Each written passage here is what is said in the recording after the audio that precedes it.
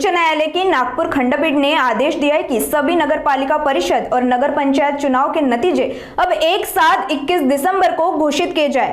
पहले परिणाम 3 दिसंबर 24 स्थगित चुनाव के कारण यह निर्णय लिया गया है। मुख्यमंत्री देवेंद्र फडणवीस ने इस पर नाराजगी जताते हुए कहा कि कानून की गलत व्याख्या हुई है और मेहनत करने वाले उम्मीदवारों का मनोबल टूटता है। उन्होंने चुनाव आयोग से भविष्य की प्रक्रिया सुधारने की अपील भी की। पण तो जर खंडपीठाने दिलेला निकाल असेल तर तो सर्वांना मान्यच करावा लागेल।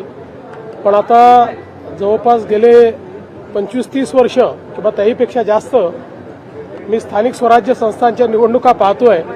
पण असं पहिल्यांदा घडतंय की घोषित केलेल्या निवडणुका पुढे चाललेल्या आहेत, त्याचे निकाल पुढे चाललेले आहेत। मला असं वाटतं की एकूणच ही जी काही सगळी पद्धती आहे ही पद्धती काही फार योग्य वाटत नाही। अर्थात खंडपीठ स्वायत्त आहे, त्यांनी निकाल दिला तो सगळ्यांना मान्य करावा लागेल।